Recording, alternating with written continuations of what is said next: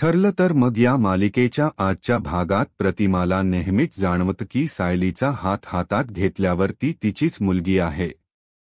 प्रतिमा सायलीला विचारते, तू मला आई अशी हाक मारलीस का? त्यावर सायली हो, मारली असेल असं म्हणते.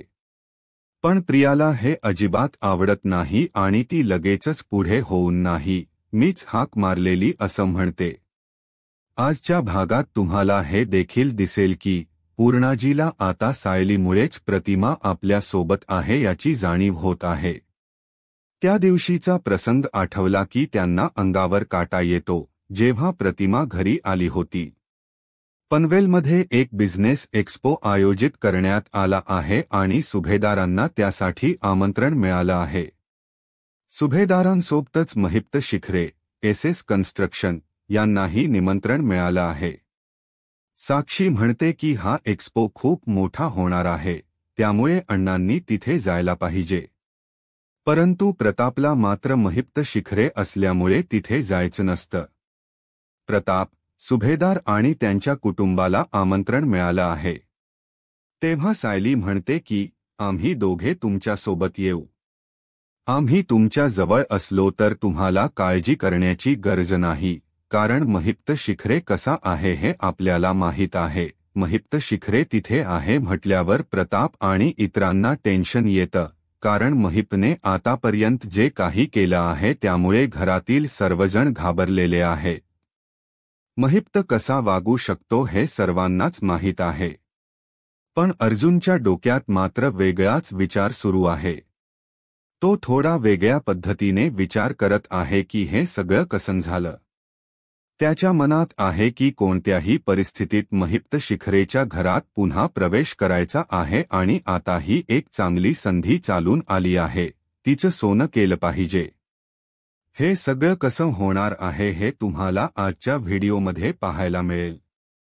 त्यासाठी हा व्हिडिओ शेवटपर्यंत नक्की बघा आणि चॅनलवर नवीन असाल तर सबस्क्राईब करा. सायली म्हणते की खरंच प्रतिमा, मला वाटतं कदाचित मी आई अशी हाक मारली असेल. तेव्हा प्रतिमा सायलीकडे पाहते आणि सायली म्हणते की आज तुम्ही खूप छान दिसताय. प्रतिमा सायलीकडे एकटक पाहत असते आणि प्रियाच्या लक्षात येत की आता डाव आपल्या हातातून निसटत चालला आहे. प्रिया लगेच धावत येते आणि म्हणते, आई, मी हाक मारली होती तुला. सायलीचा काय संबंध आहे? तू मध्ये का आलीस?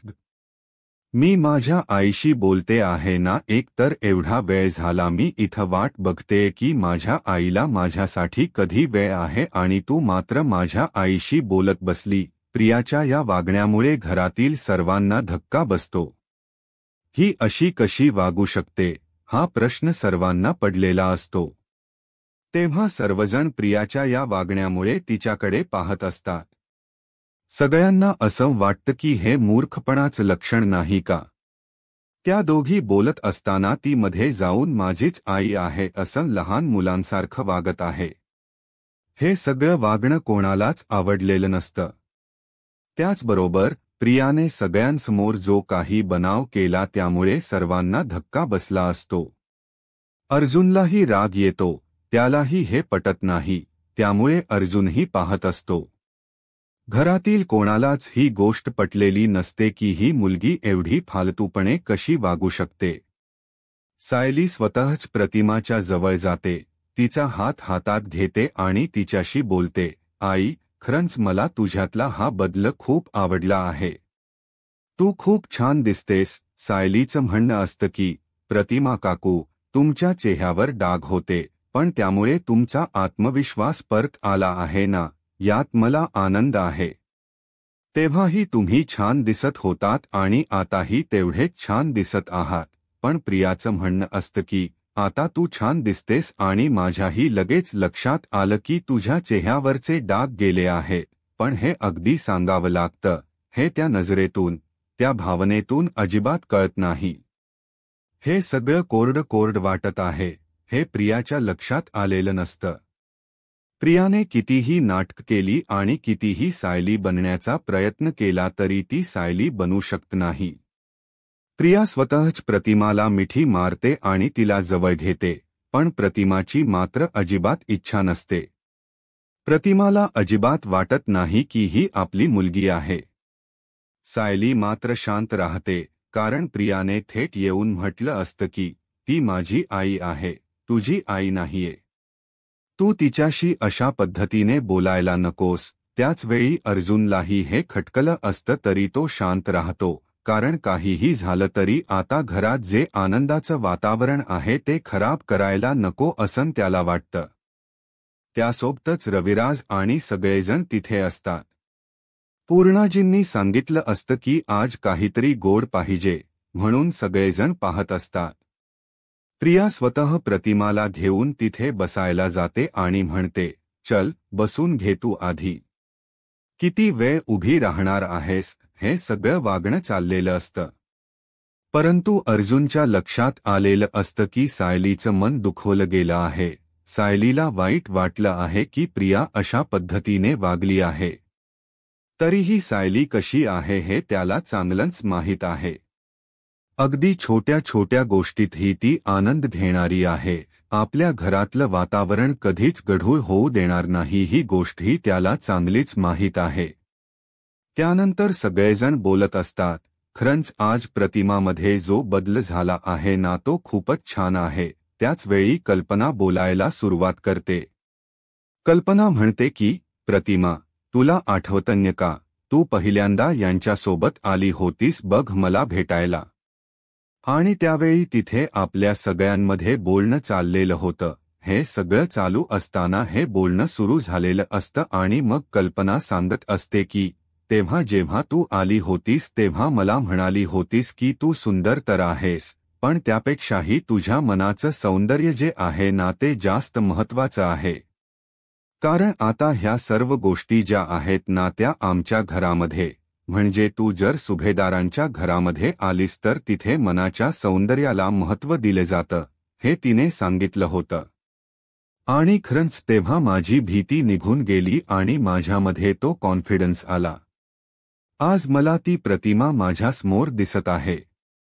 इकडे सायलीचंही म्हणणं आहे की, प्रतिमा काकू, तुमच्या चेहऱ्यावरचे डाग गेले तेव्हाही तुम्ही छान दिसत होता, आताही छान दिसता, पण तुमच्या स्वतःमध्ये जो कॉन्फिडन्स पुन्हा आला आहे तो कॉन्फिडन्स खूप महत्त्वाचा आहे. म्हणजे तुमचा आत्मविश्वास परत आलेला आहे. या गोष्टीचा आनंद ते सगळेजण व्यक्त करत असतात. त्यासोबतच अश्विन म्हणतो की, पूर्णाजी, तू मम्माला मगाशी काहीतरी गोड बनवायला सांगितलं होतं ना. तेव्हा कल्पना म्हणते की, हो, मी गोडाचा शिरा बनवायला घेते आणि मग आपण जेवायलाच घेऊया. असं सगळ्यांचं बोलणं चाललेलं असतं आणि इकडे अस्मिता जी आहे तिला फक्त एकच काम आहे, ते म्हणजे सायलीशी कोणी चांगलं वागलं की तिथं लगेचच त्याला म्हणायचं की हो, आणि सायलीशी कोणी वाईट वागलं की त्या गोष्टीचा आनंद मात्र तिला जास्त होत असतो. अर्जुन, सगळेजण तिथे असतात, सगळेजण बोलत असतात. त्याचबरोबर प्रतिमामधील झालेला जो बदल, प्रतिमा खरोखरच खूप गोड आहे, खूप छान आहे असं अर्जुनचं म्हणणं आहे आणि सगळेजणच बोलत असतात. त्याचसोबत इकडे आपल्याला पाहायला मिळतं की, जेव्हा रविराज, त्याचबरोबर घरातले सगळेजण बोलत आहेत, प्रतिमाला समजून घेत आहेत. प्रतिमाच्या बाबतीत ज्या गोष्टी घडत आहेत त्यामुळे सगळ्यांना मात्र खूप छान वाटत आहे. आज पुन्हा पहिली प्रतिमा आपल्यात आलेली आहे हे जाणवतं. शेवटी रविराज म्हणतात की, नाही, इथे आम्ही नाही जेवणार. तिकडे सुमनने पंचपक्वानांचा बेत केलेला आहे आणि तिने मला आवर्जून सांगितलं आहे की जेवायला घरीच यायचं आहे. त्यामुळे इथे आज जेवण करू शकत नाही, असं ते बोलत असतात. त्यासोबतच इकडे पाहायला मिळतं की, जेव्हा इकडे या सर्व गोष्टी घडत असतात तेव्हा आता प्रतिमा निघालेली असते. निघाल्यानंतर सुद्धा ती सायलीची आवर्जून भेट घेते आणि आता मात्र पुन्हा राग आलेला असतो तो प्रियाला. प्रियाला ही गोष्ट अजिबात आवडलेली नसते. प्रियाचं असं म्हणणं असतं की, नाही, काहीही झालं तरी ती माझी आई आहे आणि आईला म्हणते, परत भेटू. खरंच, तुला भेटून खूप छान वाटलं आहे, हे सगळं बोलणं चाललेलं असतं. त्यासोबतच आता रविराज आणि प्रतिमा जायला निघालेले असतात. प्रिया मुद्दामच नाटक करत बाय बाय असं म्हणत असते आणि त्यासोबतच ती असं दाखवत असते की खरंच आपल्याला आपल्या आईवर किती आनंद होत आहे, आपल्याला आईची किती काळजी आहे. हे सगळं तिचं वागणं चाललेलं असतं. आता सगळेजण आपापल्या रूममध्ये जातात. पूर्णाजी आणि कल्पना दोघेही तिथे थांबलेले असतात आणि पूर्णाजींच्या डोळ्यात आज पाणी आलेलं असतं. मग पूर्णाजी देवी आईच्या समोर येऊन उभी राहते आणि म्हणते की खरंच आज कितीतरी दिवसानंतर माझी प्रतिमा मला पुन्हा माझ्या पहिल्यासारखी वाटली आहे, असं म्हणत पूर्णाजी देवाचे आभार मानत असते. पूर्णाजी खूप भावुक झालेली असते. देवाच्या पुढे हात जोडून उभी असते आणि तेवढ्यातच पाठीमागून तिच्या खांद्यावर एक हात येतो, तो म्हणजे कल्पनाचा. पूर्णाजी म्हणते की खरंच आत्ता जी प्रतिमा आपल्याला बघायला मिळते ना ती फक्त आणि फक्त या अर्जुनच्या बायकोमुळे कल्पना तिथे आलेली असते. कल्पना म्हणते की पूर्णाजी काळजी करू नका. ते डॉक्टर श्रद्धा आहेत ना, रविराज भाऊजींचे डॉक्टर ओळखीचे, ते आहेत ना, ते करतायत ना उपचार. त्यामुळे तर आपल्या प्रतिमामध्ये आपल्याला एवढा बदल दिसतोय. काळजी नका करू तुम्ही पूर्णाई, असं कल्पना म्हणत असते.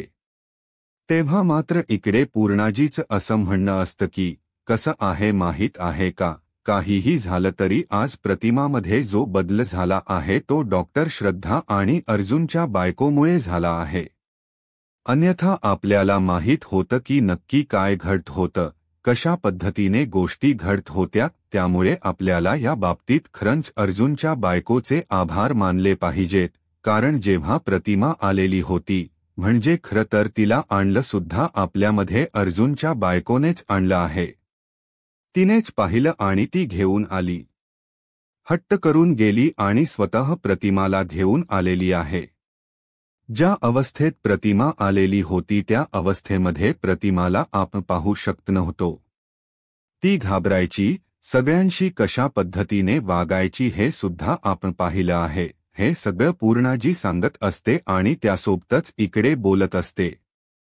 त्याचबरोबर इकडे पाहायला मिळतं की पूर्णाजीचं हे सगळं बोलणं चाललेलं असतं आणि त्यासोबतच प्रतिमाला पूर्णाजी म्हणत असते की हे बघ, आता आपल्याला प्रतिमामध्ये जो कॉन्फिडन्स आहे, पण एका गोष्टीची कमी आहे माझ्या लेकीकडे, आणि देवाकडे ती आभार मानत देवाला म्हणत असते की माझ्या लेकीची स्मृती तेवढी परत येऊ दे, तिला जुन्या गोष्टी आठवू दे, तिच्यामध्ये ज्या गोष्टींमुळे तिला त्रास झाला आहे त्या गोष्टी पुन्हा तिला आठवल्या पाहिजे. हे सगळं बोलणं चाललेलं असतं. त्याचबरोबर इकडे पाहायला मिळतं की कल्पना म्हणत असते की हो पूर्णाई, काळजी करू नका. ज्या गोष्टी घडल्या आहेत तिच्या हक्काच्या आहेत, त्या होणार आहेत आणि आत्ताच जर जसा तिच्यामध्ये हा बदल झाला आहे तसाच बदल तोही तिच्यामध्ये होईल. त्यामुळे काळजी करायची अजिबात गरज नाही, असं ती बोलत असते आणि आपल्याला पूर्वीची जी प्रतिमा आहे ती पाहायला मिळेल असं कल्पना पूर्णाजीला सांगत असते. पूर्णाजीला म्हणत असते की काही काळजी करायची गरज नाही, सगळं व्यवस्थित होणार आहे. या सगळ्या गोष्टी अशा पद्धतीने चाललेल्या असतात. त्यासोबतच इकडे पाहायला मिळतं की कल्पना पूर्णाजीशी म्हणत असते की देवीही आपल्या पाठीशी आहे ना, त्यामुळे काळजी करायची अजिबात गरज नाही, सगळं अगदी व्यवस्थित होणार आहे, असं ती सांगत असते. दोघेही खुश झालेले असतात पण पूर्णाजीने मनोमन सायलीचे आभार मानले असतात, कारण सायलीमुळेच हे सगळं शक्य झालं आहे असं इकडे पूर्णाजीला वाटत आहे. कारण आज आपल्यामध्ये जी प्रतिमा आहे ती फक्त आणि फक्त इकडे सायलीमुळेच आहे, या गोष्टी समोर आलेल्या असतात. त्याचबरोबर इकडे पाहायला मिळतं की जेव्हा हे सगळं चालू असतं तेव्हा अर्जुन आणि सायली बोलत असतात. सायली कपड्यांच्या घड्या करत असते. तेव्हा अर्जुन म्हणत असतो की आज या घरामध्ये जे काही घडलं आहे, जो आनंद आहे तो फक्त आणि फक्त तुमच्यामुळे झाला आहे. हे सगळं बोलणं सुरू झालेलं असतं आणि त्याच वेळी अर्जुन म्हणत असतो की तुम्हाला माहीत आहे का, प्रतिमा काकूचा चेहरा जेव्हा तुम्ही पाहताना तेव्हा तुमचा चेहरा कसा असतो, तुम्हाला खूप आनंद झालेला असतो. म्हणजे मी पहिलीच अशी लेडीज बघितली आहे जी सासूला पाहिल्यावर एवढी खुश होते. तेव्हा सायली म्हणते, त्या माझ्या आत्या सासूबाई नाही आहे, फक्त त्या माझ्यासाठी माझ्या आईच आहेत आणि त्याही तेवढाच जीव लावतात मला. तेव्हा अर्जुन म्हणतो, हो, अगदी बरोबर आहे. प्रतिमा काकू सुद्धा अगदी तसाच जीव लावत असते, आपल्या लेकीला लावतात ना तसाच. तेव्हा सायलीचंही तेच म्हणणं असतं, म्हणजे प्रतिमा काकू ह्या माझ्यासाठी खूप काही करतात, त्यांनी मला आईचं प्रेम दिलं आहे हे सायली बोलत असते. त्याचबरोबर सायलीचं असं म्हणणं असतं की काही झालं तरी माझ्यासाठी, म्हणजे प्रतिमा काकू जेव्हा जवळ येतात तेव्हा त्या माझी आईच आहेत असं मला वाटतं. म्हणजे माझी आई जरी असली ना तरी तीही त्यांच्यासारखीच असली असती असं मला वाटतं, असं सायली बोलत असते.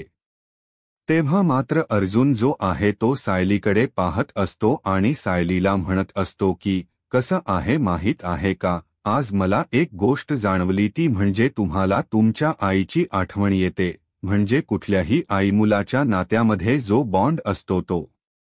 सायली म्हणते, बघा ना, म्हणजे आई तुमच्यावरती एवढ्या रागवलेल्या आहेत, पण तुमची काळजी करणं मात्र त्या कधीच सोडत नाहीये. तेवढीच काळजी तुमची करत असतात त्या, हे सायली अर्जुनला बोलत असते. त्यासोबतच इकडे पाहायला मिळतं की जेव्हा या सगळ्या गोष्टी चालू झालेल्या असतात तेव्हा मात्र सायली अर्जुनला सांगत असते की काही असलं तरीही. मग अर्जुन म्हणतो की तसाच बॉन्ड बघा ना तुम्ही साक्षीमध्ये. साक्षी एवढी वाईट वागत असली तरीही तिने तिच्या आईचा फोटो तिच्याकडे जपून ठेवलाय. तिची आई गेलेली आहे पण तिला त्या गोष्टी आठवत आहेत. तिची आई चांगली आहे. तिची आई कशी होती, साधी होती हे तिने चैतन्याला सांगितलं सुद्धा आहे. म्हणजे सायलीला या सर्व गोष्टी आठवत असतात आणि या सगळ्या गोष्टींमुळेच हे सगळं झालं आहे असं अर्जुन सांगत असतो. त्यासोबतच इकडे पाहायला मिळतं की जेव्हा हे सगळं चालू झालेलं असतं तेव्हा मात्र इकडे अर्जुन म्हणत असतो की त्यांच्याही नात्यामध्ये तो बॉन्ड आहे, पण इकडे तन्वीच्या नात्यामध्ये मला तो बॉन्ड दिसत नाही, असं अर्जुनचं म्हणणं आहे. म्हणजे तन्वी जी आहे ती वेगळीच आहे हे अर्जुनला वाटत आहे. त्यासोबतच अर्जुन त्याच्या बाजूने जेवढे प्रयत्न करता येतील तेवढे प्रयत्न तो करत असतो, का तर सगळ्या गोष्टी व्यवस्थित होण्यासाठी त्याचे प्रयत्न चाललेले असतात. त्याचबरोबर त्याला असं वाटत असतं की आत्ता हे सगळं जे काही चालू आहे त्यामध्ये खरंतर प्रिया आहे ती मूर्खासारखी वागत असते. त्यानंतर अख्खं कुटुंब एकत्र बसलेलं आहे, छान गप्पा मारत आहेत आणि त्या गप्पांमध्ये त्यांचा एकच विषय आहे, तो म्हणजे इकडे अस्मिता. अस्मिताला फक्त त्रास देणं एवढंच त्यांनी हाती घेतलं आहे आणि त्या पद्धतीनेच त्यांचं बोलणं चाललेलं असतं. म्हणजे अस्मिताच्या बाबतीत नक्की काय करायचं आहे हे सगळं बोलणं चाललेलं असतं आणि म्हणत असतात की खरं अर्जुन म्हणतो की खरंच म्हणजे अस्मिताचा नवरा इकडे आलेला नाहीये ना, ते ब्र झालं, नाहीतर अस्मिताबरोबर राहून त्याचीही वाट लागली असती, असं त्याचं बोलणं सुरू झालेलं असतं. त्यासोबतच इकडे अस्मिता म्हणत असते, काय चाललंय रे तुमचं हे. तेव्हा इकडे अश्विन म्हणत असतो की जेव्हा बाळ होणार आहे ना तेव्हा अस्मिताचा नवरा इकडे येणार आहे आणि मग तेव्हा अर्जुन म्हणतो की तो इकडे आला की त्याला दोन बाळांना समजा सांभाळायला लागणार आहे, एक त्याचं बाळ आणि एक अस्मिता ताई, असं त्यांचं बोलणं चाललेलं असतं. प्रताप म्हणत असतो, काय चाललं रे तुमच्या दोघांचं, का तिला त्रास देताय तुम्ही, असं प्रताप बोलत असतो. तेव्हा मात्र इकडे हे सगळेजण बोलत असतात, हे म्हणत असतात की आम्ही कुठे त्रास देतोय, आम्ही त्रास देतच नाहीये. म्हणजे प्रताप इकडे म्हणत असतो, अरे आता नाही रे, आता काही महिने तिला त्रास नाही द्यायचा आपण अजिबात. आता काय करायचं माहीत आहे का, तिला त्रास नाही द्यायचा तर पुढे असं करायचं आहे, असं प्रतापचं म्हणणं असतं की एकदा का बाळ झालं की मग तुम्हाला तिला किती छळायचं, त्याच्यावर मग अस्मिता बोलत असते. तेव्हा इकडे अर्जुन म्हणत असतो की अस्मिता ताईला ना खरंच फक्त शॉपिंग वगैरे ह्या सगळ्याच गोष्टी महत्त्वाच्या असणार आहेत. रात्रभर ती बाळाला तिकडेच ठेवणार, नव्याला म्हणणार की तू बघ त्याला, आणि तो मात्र बिचारा बाळाला सांभाळत राहणार आणि अस्मिताई मात्र ढाराढूर झोपणार आणि दुसऱ्या दिवशी सकाळी उठल्यानंतर तो पुन्हा बाळाला सांभाळत राहणार आणि अस्मिताई मात्र शॉपिंग करण्यात बिझी असणार. हे त्यांचं बोलणं चाललेलं असतं. त्यासोबतच इकडे पाहायला मिळतं की अर्जुन म्हणत असतो की खरंच अस्मिताई, माफ कर मला. खरंच आम्ही नाही तुला आता त्रास देणार, असं बोलणं चालू आहे आणि अर्जुनने मात्र कान पकडून अस्मिताची माफी मागितलेली असते. त्यासोबतच अस्मिता म्हणते की विमल, जा ना, तिथे नामी एक बॅग ठेवलेली आहे, त्या घेऊन ये की जरा. मग विमलला ती पाठवत असते. ती म्हणत असते, बघितलं का, मी शॉपिंग केले, मी मॅटर्निटी ड्रेसेस ऑर्डर केलेले होते.